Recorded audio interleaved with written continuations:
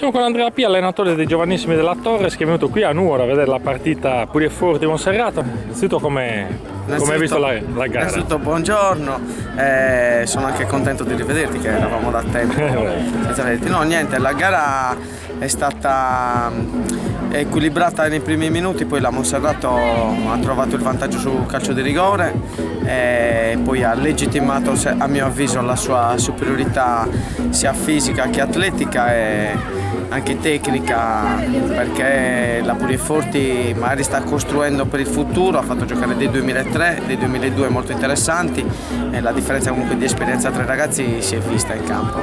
Era abbastanza evidente, anche se la Puglia-Forti non ha sicuramente demeritato e tenuto bene il campo. Ecco Andrea, dopo l'ottimo lavoro fatto a Ghilarza nel settore giovanile e poi con la prima squadra guidata nel campionato di eccellenza, hai sposato il progetto della Torres e facciamo un primo bilancio di questa stagione. Sì, dopo la lunghissima e bellissima esperienza a Ghilarza ho deciso di riniziare con un settore giovanile che è un settore giovanile importante. Quando sono arrivato io era un settore giovanile di una squadra professionistica, poi le vicende che sono chiare, note a tutti, ci hanno riportato nei dilettanti. Credo che se devo tracciare un bilancio sia un bilancio più che positivo, perché abbiamo lanciato diversi giovani, abbiamo costruito dei ragazzi interessanti per il futuro della Torres e anche per il futuro dei ragazzi stessi. Abbiamo chiuso il campionato al terzo posto, facendo giocare sia 2002 che 2001 e anche qualche 2003 qualche volta, e soprattutto in un girone che non conoscevo, e confermo essere molto competitivo, e la partita di oggi ne ha dato dimostrazione. La prima della classe del girone D ha dimostrato la sua superiorità sul campo contro la prima della classe del girone C.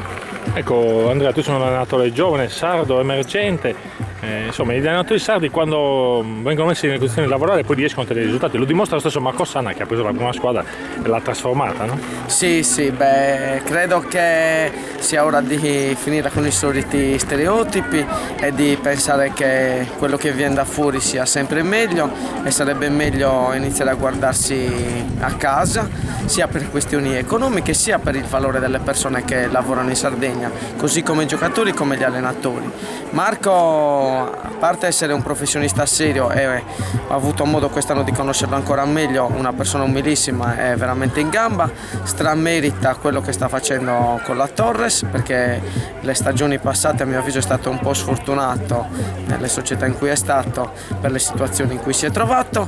Credo che sia veramente un ottimo allenatore e gli auguro di concludere il campionato nei migliori dei modi, anche se ormai la Viterbese gli manca solo la matematica, però la Torres si può giocare le sue buone chance ai playoff.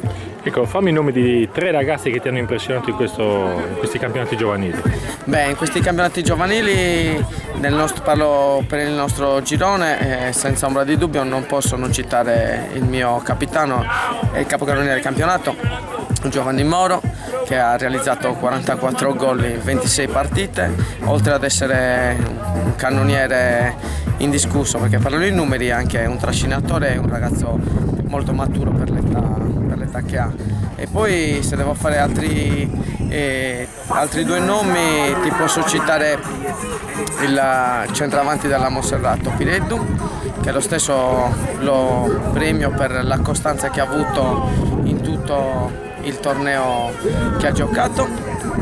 E poi altri ce ne sono, se ne dicessi uno poi farei torti agli altri. Sì. Benissimo Andrea, noi ti ringraziamo, complimenti comunque a te per questa bella stagione alla guida delle giovanili della Torres, e un grande in bocca al lupo per il futuro. Speriamo che la Torres veramente ritrovi anche a livello di prima squadra le categorie che gli competono. Crepi il lupo, grazie.